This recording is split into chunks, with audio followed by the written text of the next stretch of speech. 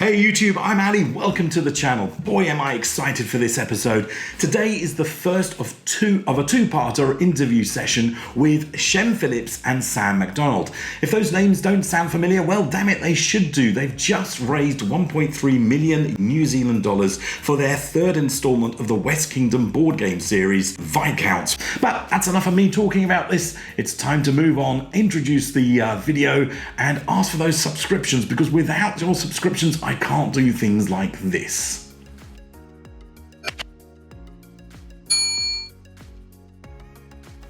So as always, we're going to start with an introduction, understand where they come from, what drew them into the hobby in the first place, what made them game designers, and what right they have to speak about the subject.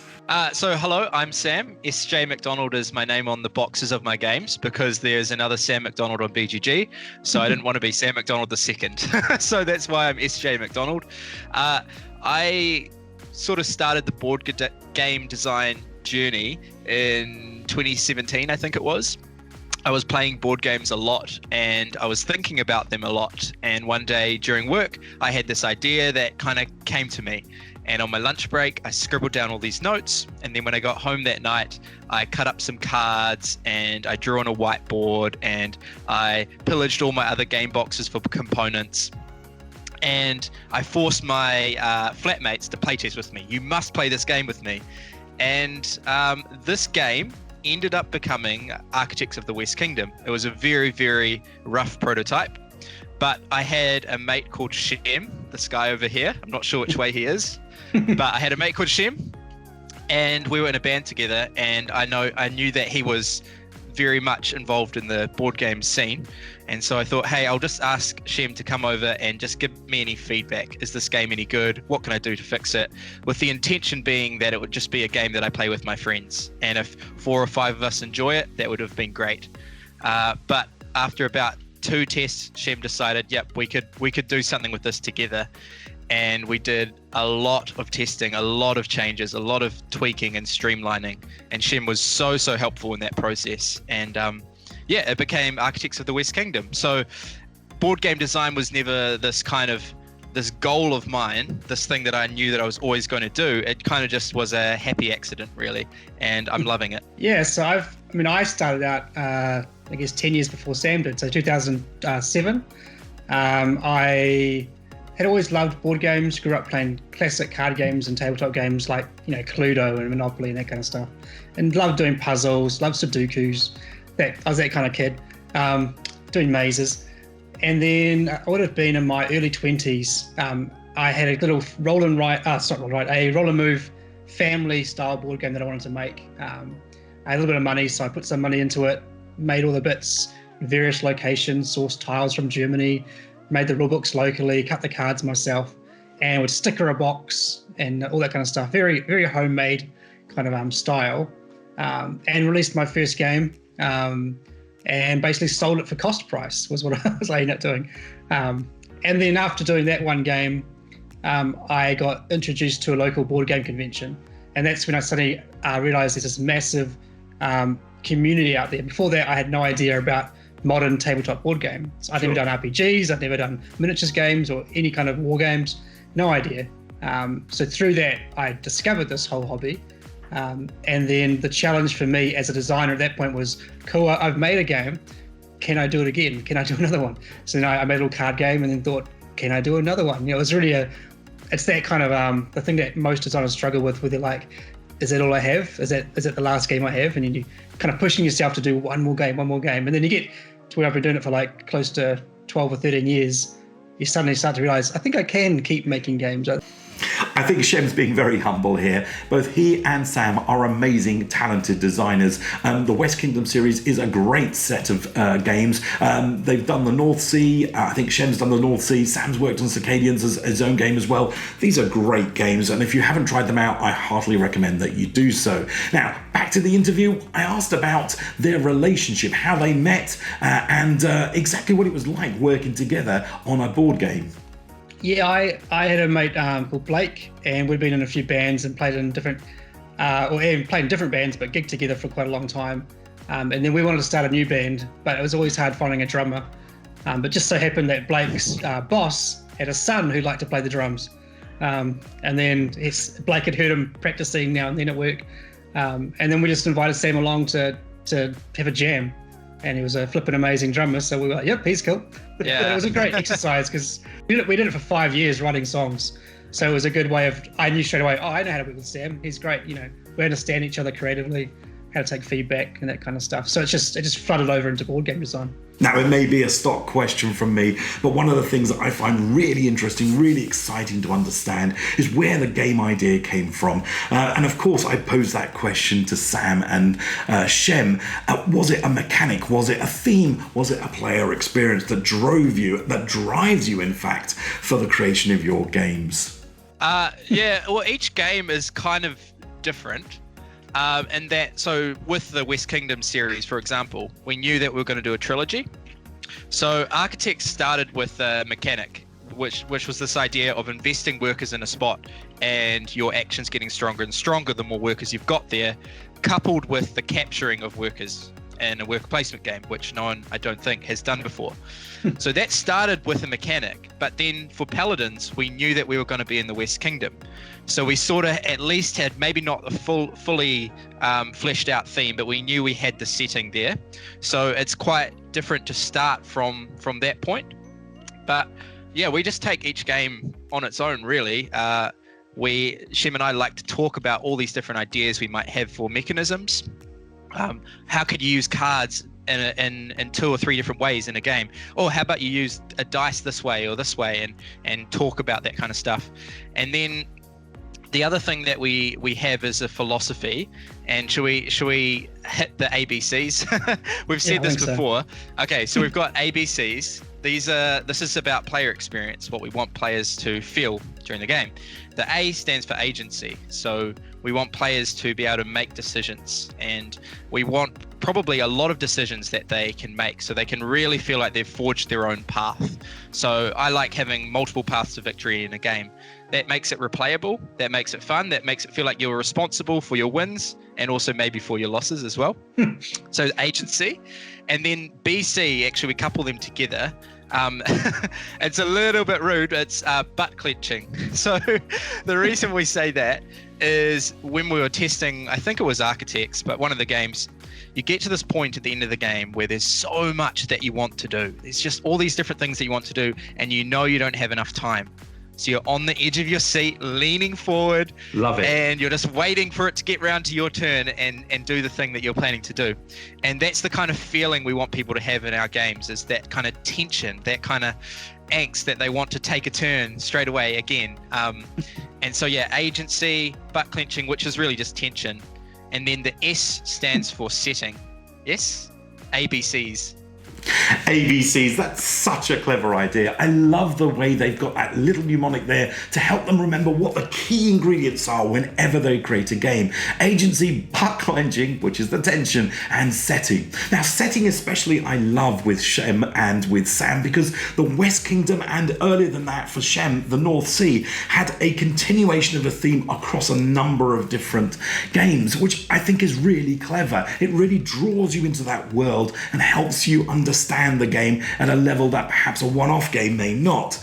I wanted to understand a bit more about the origins of the setting, especially since both of them come from New Zealand, and the settings they've chosen are sort of that Franciscan, Gothic, kind of German, Euro, castle-esque kind of world. What the hell was going on there? So it actually started with Shipwrights, which is the first North Sea game, the Viking game. That one actually started out as a mechanism as well. And I knew in the game that I wanted to have 3 different resources to build your ships. And in doing some research, I discovered that my Viking longships were predominantly wool, iron, and oak. So it's like, well, that fits with the mechanisms I had in mind, just 3 resources. And that then led me to do some research, discovered there's like a vast range of different ship types in the Viking world. And I'm not going to try and pronounce them all, but there's lots of them. And then, realized, there's barbarians, there's shield maidens. There's such a colorful universe in that kind of Viking setting to create a game in. So that's actually how that started. And then I did the full North Sea trilogy. And in my mind, I was always thinking, well, I've done the North, what's next? South, East, West. And I actually had workshopped a bit on doing like a South Pacific. So changing the time period completely, going more Polynesian, Māori culture. And I did play around with some ideas, but then they weren't really working. And that's when Sam showed me his new idea for a game, which was at that point a very Citadel's fantasy medieval setting. And I just thought, this feels like a Frankish game. It feels like you're doing architecture. That's what the French were known for. And I try to force it into a more original theme, but in the end, it's like this theme just works for the game. It's about building buildings. That's not the most original theme, but it works. So don't try to force it to something else. So when I landed on that, I was like, all right, we're doing a West Kingdom. That's what we're doing. We're going to stay medieval and keep the artwork, keep the graphic design style. And that's basically how that started out. Having covered a generic introduction into how they approach game design, it was now time to ask about Viscounts specifically, the last and third installment of the West Kingdom series. Exactly what was its origin story? I think for the last 2 years, Sam, I'd always kind of said that I don't like deck building games. Like I like the idea of the concept, but I find so many deck builders unexciting for me because they're very much hidden information for the entire game. You don't know who's winning, and suddenly, oh, you won, well done. Like they just don't excite me. There's been a few that I really enjoy, Great Western Trail, things like that, but they're very much hybrids. They're like a this plus that. So I'd always said to Sam, I'd love to do a deck builder that I enjoy. And then Sam had this concept for a floating kind of tableau. If you want to explain that, Sam. Yeah. So I had this idea about having kind of 3 cards in your tableau, and instead of being a deck builder, I don't really like a deck builder where you've got all 5 cards in your hand and then you must play all 5 cards and that's your turn. There's not really the agency in the turn. There's the agency about which cards you buy potentially, but not in the turn. So I said, what if there was a deck builder where you only play 1 card each round? Now that sounds rough, but that's compensated by the fact that your cards persist for 3 rounds. So you're going to have a tableau of 3 cards and they slide along and then they come off into your discard pile. And then on the cards, you can have 3 different abilities. Actually, we started with 4. The abilities were an immediate effect, so when you play it, or there'll be a drop-off effect. So after 3 rounds, it drops off and gets you something. And you can put stronger effects on there because there's that time investment. And then there's an ongoing effect as well. So while this card is in your tableau, you have an ongoing benefit. And the 4th one we were going to do was just in-game benefit for points, but we put that elsewhere in the game. Anyways, you've just got these 3 effects and they can combo really, really nicely. So you can add in an immediate effect, which lets you rearrange your tableau. So now all of a sudden you can move some of the drop-offs right to the end and you're going to benefit from them sooner. You can move the ongoing cards back to the start so you can benefit from them longer.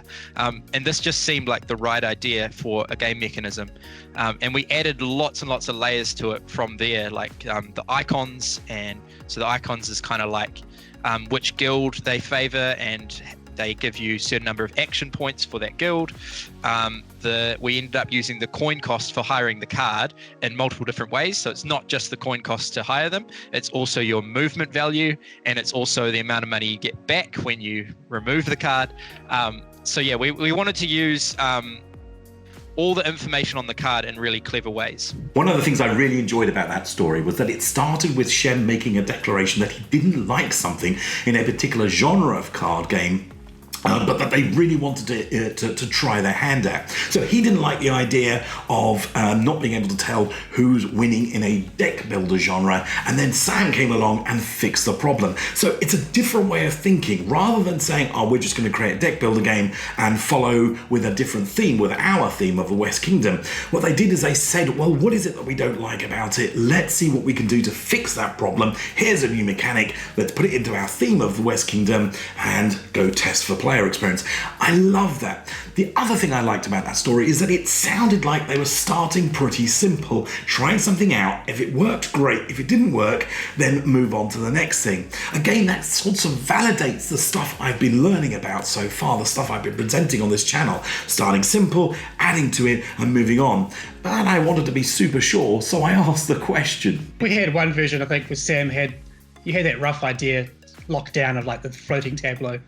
And then we tried so many different ways of actually how the game plays. Like, what are you doing with that tableau? I think you had a whiteboard that you drew on with like a map, almost like Lorenzo or Coimbra, where it's like you're moving point to point on this map to discover things. And then that didn't work. We tried something else and that didn't work. And eventually we're like, what about a rondelle where you're moving around, just like Monopoly, moving around, but going in and out these two paths.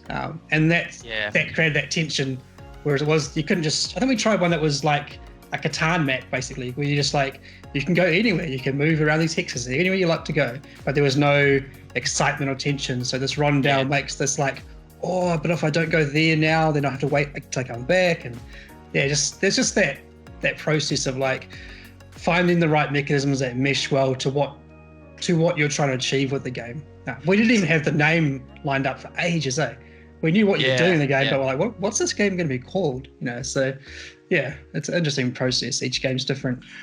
Nowadays, good games are made up of multiple mechanics all working together under a common theme to give you a particular player experience.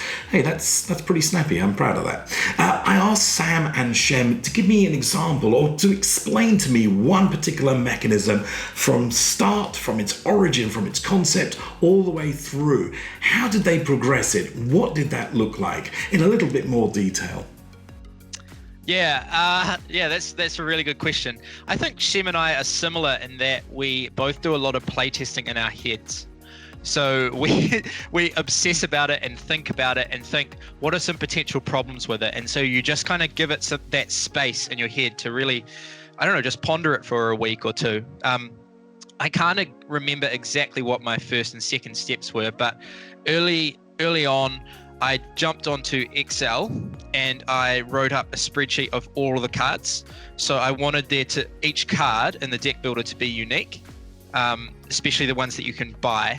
And then the other thing is I wanted players to have 8 to 10 of these cards in their starting deck. And so I needed to have a good balance of that. But as Shem said, when you've got the core mechanism, and this applies to kind of any game. It would apply to architects as well. The core mechanism in architects is placing workers, but you've got to have something for those workers to do. Like, why are they placing workers? What do the workers get them? And so we had this deck building idea, but what are these cards that they're playing? What are they actually doing? We knew that one of the things they would have to do would be able to buy more cards and get rid of cards, because that's something in deck builders that is a core thing and it's important, and we don't need to reinvent the wheel with that. But what are the other things that they're going to do? And we like to have engine building in our games. I'm not sure if buildings was one of the first ideas. I think it was quite early. We like to have engine building in our games, and at the moment we're enjoying having player boards where you start with some buildings on them. So Paladins has this too. And when you take them off, you get an immediate benefit based on where you put the building. And then you also are revealing a benefit on your player board from where the building was. And we thought, okay, this is an easy thing that we can implement into this game. Somewhere along the line, we thought, if we have like 3 or 4 key actions, so if one of them is building, we can give the builders a hammer icon, and we can also add in a resource like stone, which can be used as a building icon. And so to build a building, there's 3 different types of buildings. Like there's a 3 strength, a 5 strength, and a 7 strength building, and that would require that many hammer icons in your tableau. But you can also add stone for the cost. And so then an obvious building would be a guild hall that gives you these permanent icons. So you could build a builder's guild hall, you could build a noble guild hall, and you could build a cleric's guild hall. So that wasn't very clear, but that shows the process of coming up with one of the factions, one of the guilds. That's one of the types of actions that you can do in this game, is building. Okay, that's how we went through that process. Well, folks, that's where I'm going to leave it for this week. I hope you've enjoyed what you've seen. I know I have. I've learned a lot, and I really hope you are too. There's some really valuable information in that. I want to say a huge thank you to both Sam and Shem for being amazing sports and taking time out in their busy days to speak to me, of all people. Next week, we're going to be talking about playtesting, and I'm going to be understanding a little bit more about their philosophy for playtesting, who a good playtester is, who a bad playtester is, who you should avoid avoid, what blind playtesting actually looks like for them, and to understand a little bit more about what they're going to be doing in the near future. If you want to know all about that, well, the simplest way of doing that is coming back here next week. Subscribe to the channel and get notifications so you know what's going on when it does go on. I really appreciate you guys watching and these guys for taking part. So once again, thanks to, well, pretty much everyone. For now though, I want you guys to take special care of yourselves because it's still dangerous out there apparently. Please don't drink disinfectant if you're American, or in fact if you're anyone. And take care, YouTube. See you next week.